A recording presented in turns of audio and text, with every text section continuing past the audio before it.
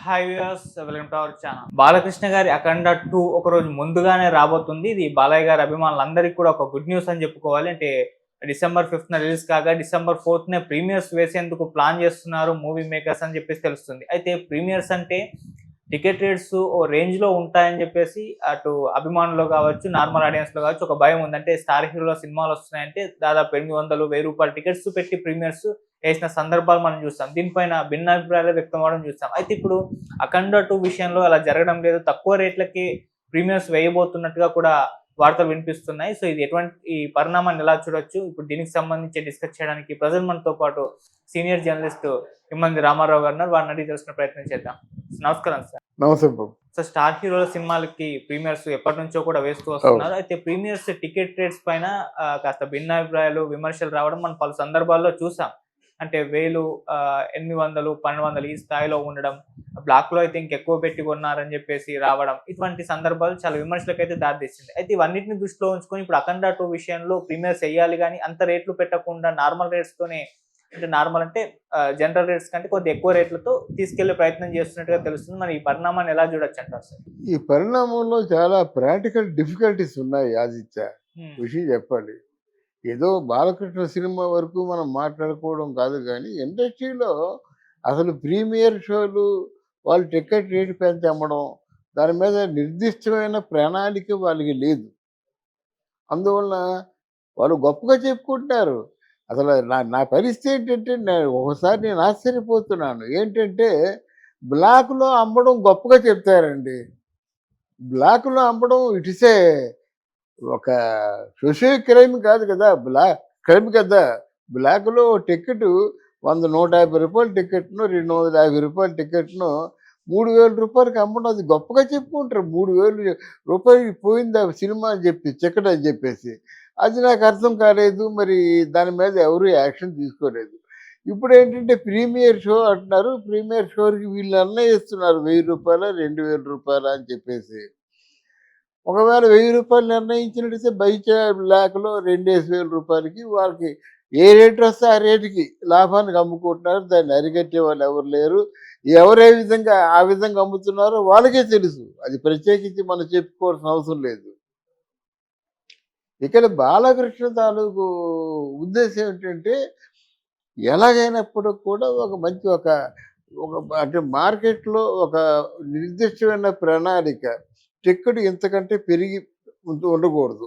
Premier అయినా ఏదైనప్పటికి కూడా అని చెప్పేసి ఒక ఫిగర్ పెట్టుకుంటున్నారు. చాలా తక్కువ ఫిగర్ పెట్టుకుంటున్నారనమాట.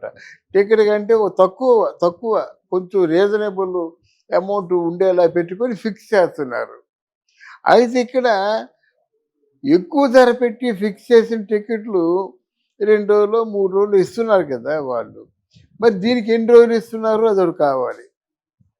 వీళ్ళు అనుకున్నట్టుగా వీరికి అంతకుముందు రోజులు 10 రోజులు ఇచ్చారనుకోండి, వీడికి 10 రోజుల్లో డబ్బులు రావు కదా! ఈయనకి ఒక 5 రోజులు ఎక్కువ ఇస్తారా?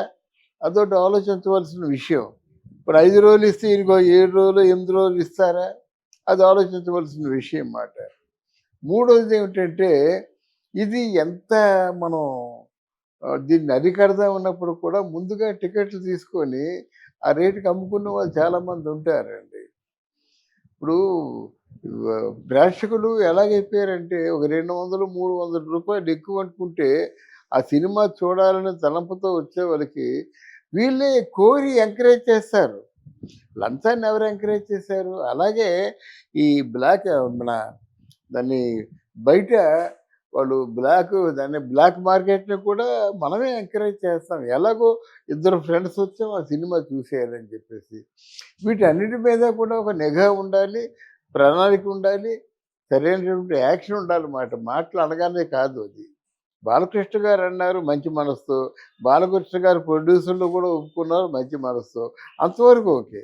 కానీ కార్యాచరణ విషయంలోనూ ఎంతవరకు ఇది ఆచరణయోగ్యంగా ఉంటుందని చెప్పేసి వాళ్ళు ఆలోచించుకొని దాన్ని ఒకటి సక్సెస్ అయినట్టయితే చాలా సక్సెస్ అవుతాయన్నమాట.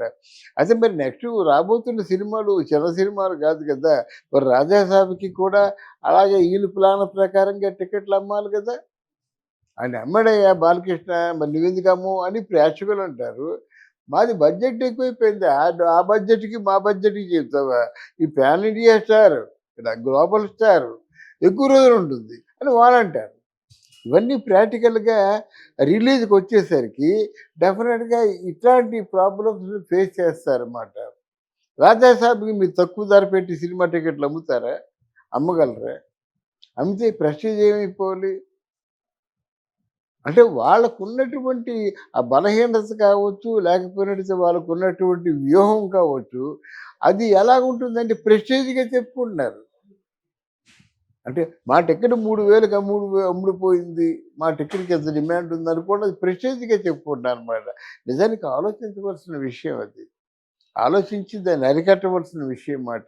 అందువల్ల ఈయన శుభారంభం అయితే పలికారు కానీ అన్ని సినిమాలకి ఈ రేటు ఉంటుంది, అన్ని సినిమాలకి ఇలా కట్టడి ఉంటుందని మాత్రం మనం చెప్పలేము. హ్మ్. దీనికి ఇంకో బెనిఫిట్ ఉంది. ఎప్పుడైతే టికెట్ ధర కొంచెం నిర్దిష్టంగా పెట్టారో అంటే ఎక్కువ మంది చూడడానికి అవకాశం ఉంటుంది. హ్మ్. బిగినింగ్‌లో నాకు రూ. 500 టికెట్ పరిగెత్తి వెళ్ళిపోతాను అసలు వెనక ముందు చూడను నేను. నా అభిమాన హీరో సినిమాని ఇంత తక్కువ దొరుకుతుందంటే ఎందుకని మీనమేషాలు లెక్క పెడతాను. అదో బెనిఫిట్ ఉండిద్ది. ఆ బెనిఫిట్ కూడా బాలకృష్ణకే వర్తిస్తుందన్నమాట. ఇలాగా ఏదైనా మొత్తానికి బాలయ్య డేరింగ్‌గా స్టెప్ తీసుకుంటున్నాడు. డేరింగ్‌గా ఇప్పుడు వాళ్ళ గవర్నమెంట్ కదా! వాళ్ళకి అనుకూలంగా సినిమాలు చేసుకోవచ్చు కదా! సినిమా టికెట్లు పెంచుకోవచ్చు కదా! అలా పెంచకుండా ఉండడం అన్నది బాలకృష్ణ తాలూకు ప్రత్యేకమైనటువంటి ప్లాన్ ఇది. ఈ హ్మ్. ప్లాన్ సక్సెస్ అవుతుంది దానికి. ఓకే. సార్ మామూలుగా మీ ఒపీనియన్ ఏంటి సార్? టికెట్ రేట్స్ హైక్స్‌కి సంబంధించి ఇప్పుడు భిన్నాభిప్రాయాలు వస్తాయి. చాలామంది హైక్‌ని సపోర్ట్ చేస్తూ మాట్లాడతారు. ఇంకొంతమంది దాన్ని విమర్శిస్తూ మాట్లాడతారు. మీ స్టాండ్ ఏంటి సార్? అని నా స్టాండ్ ఏంటంటే ఎప్పుడైనా సరే ఒక ప్రణాళికాబద్ధంగా ఇండస్ట్రీ ఉండడం ఆహ్వానించదగ్గ పరిణామం అండి. ఇందులో నా సమర్థన అంటే ఇంకేమి లేదు. ఇతమిద్ధంగా ఒక ప్రణాళిక ఉంది. ఆ ప్రణాళికాబద్ధంగా సినిమా ఇండస్ట్రీ నడుస్తుంటే అంతకంటే కావాల్సిందేముందండి. గానీ దీంట్లో ఉన్నటువంటి ఆహ్, డూసు, డోంట్సు ఇయన్నీ కొంచెం వాళ్ళు ఆలోచించుకొని ముందే ఒక చర్చించుకొని ముందే ఒక నిర్ణయానికొస్తే బాగుంటుందన్నమాట. మరి డిసెంబర్‌లో ఇలా ఇట్లాంటి టికెట్ ధర ఏమో నిర్ణయించి, జనవరిలో మా ధరని మీరు మరి 'చిరంజీవి' పిక్చర్ వస్తుంది. సంక్రాంతికి వస్తున్న ఏదో పిక్చర్ ఉంది. 'మనశంకర వరప్రసాద్' మరి దానికి అలా చేస్తారా? దానికి అదే టికెట్ రేట్ పెడతారా? ఎందుకు పెడతారు? 'చిరంజీవి' గారు పైగా ఆయనకి మంచి హోల్డ్ ఉంది. మెగాస్టార్. అందువల్ల ఇలా ఇలా నీ ప్రాక్టికల్ అనుభవం ఒక సినిమా ఇండస్ట్రీలో చాలా కాలంగా ఉన్న వ్యక్తిగా ఆ భాషను చెప్తున్నానన్నమాట. మాటలు కాదు కదా! ఆచరణ యోగ్యంగా ఉండే కార్యక్రమాలే తలపెట్టమని చెప్తున్నాను నేను. ఆచరణకు యోగ్యం కాని మాటలు ఎన్ననుకుంటే ఎందుకండి? మరి పైరసీల గురించి అనుకున్నారు. అలాగా ఎన్నో ఆచరణ యోగ్యంగా చిన్న, పెద్ద అందరికి కూడా ఆచరణ యోగ్యంగా ఉన్నటువంటి ఆ మాటలే చెప్పాలని అంటున్నాననమాట. ఇది మాత్రం ఆహ్వానించదగ్గ పరిణామం. ఈయన్ని చూసి మిగతా వాళ్ళు కూడా ఈయన పంథాలో నడిస్తే మాత్రం డెఫినెట్‌గా సినిమా ఫీల్డ్‌కి మంచి రోజులొచ్చినట్టే. Thank you so thank much. You very much.